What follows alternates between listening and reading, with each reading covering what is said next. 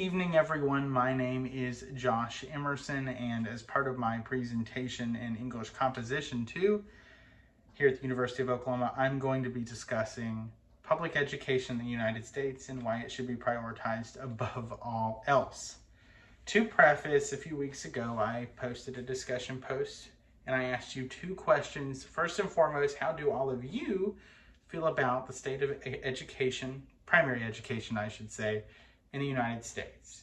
Second, I asked, how is public education in your local jurisdiction funded, and if you knew how that worked? As for the first answer, an overwhelming majority of you believe that education is headed in the wrong direction in the US and that test scores are on the decline. Results, real live results would indicate just that. The second question got many mixed reviews, so we are going to review the current funding formulas in the US before we begin with anything else. So to introduce the subject, the American education system is slipping, especially in the post-pandemic era.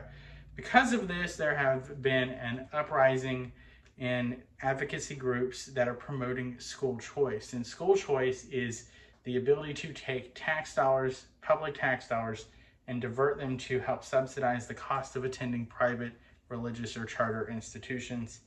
And my primary research on this focused around a group called the American Federation for Children, which is an organization that I wrote a paper on earlier in the academic year, and it is an organization with 4 distinct guiding principles that they believe will enhance a child's educational experience and deliver more prosperous outcomes than that of state-supported schools.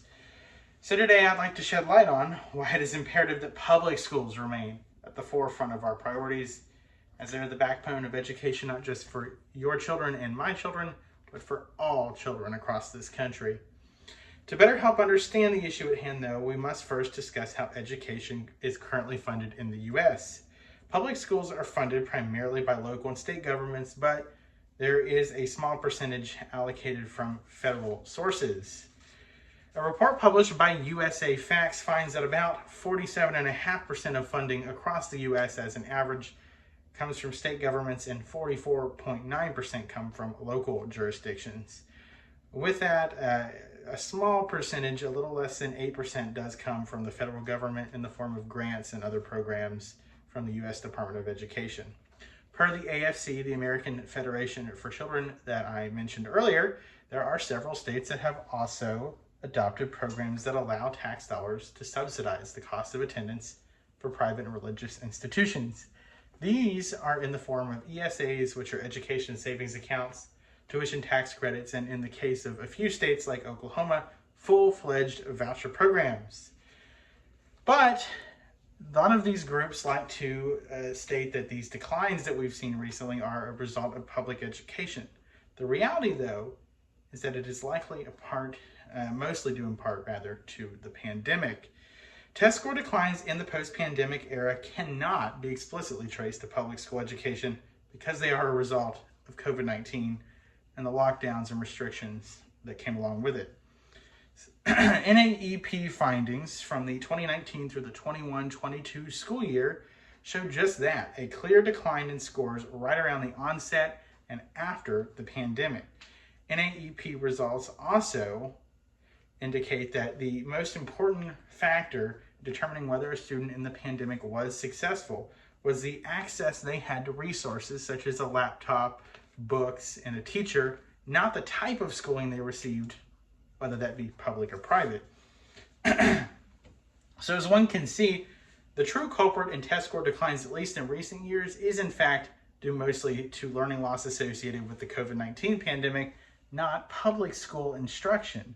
Still, advocates for school vouchers will continue to push, and they believe that private schools offer an individualized approach that public schools just can't match for education. However, if adequately funded, public schools can provide specialized counseling, curriculums, and tutoring to meet the demands of a wide variety of students. That can range from students that are having trouble and all the way up to the academically gifted crowd. With sufficient funding, schools can provide and invest in specialized counseling, curriculums, and tutoring to meet the demands of students of all types.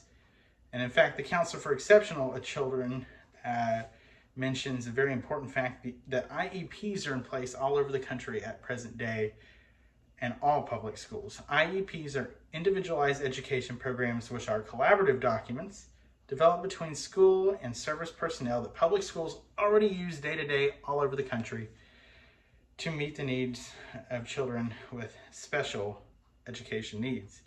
This also alleviates the need of attending a costly private school in the first place, and it alleviates the need to divert tax dollars away from the schools that many children count on as their only option for primary education. More on that.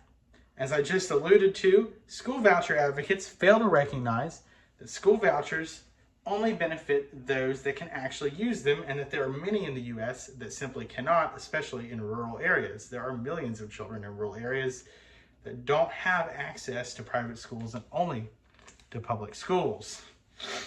Public schools are, in many cases, the only option for rural students. Private and charter schools are often out of reach.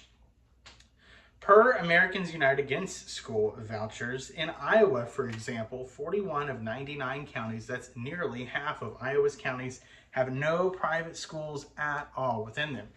To further exacerbate the issue, limited broadband access keeps children from being able to access these schools in the form of an online or virtual format.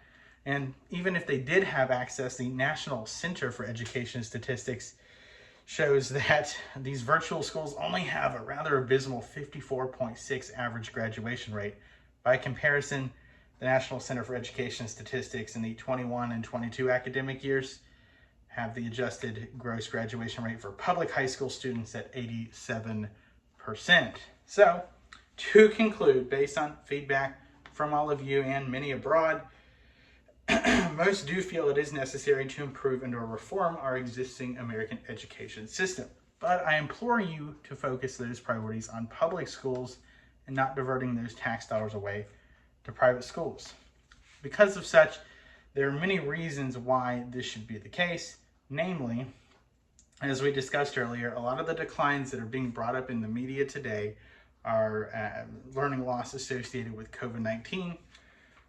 Moreover, the individualized approach that many of these advocates for school choice like to promote can be achieved with sufficient resources and funding given to public schools. Lastly, and this is the biggest point of them all, it's just a matter of not all children have access to these private schools. So vouchers will only serve a select few and not the children in rural areas that would perhaps need them more than any other. So why this is important to me is, as a product of rural schools myself, I find it imperative that these facilities receive adequate resources and funding to educate our next generation. School vouchers are an existential threat to such, and that is because they're going to deplete scarce funding away from public schools in the name of private institutions that are not viable options for countless Americans and children nationwide like mine.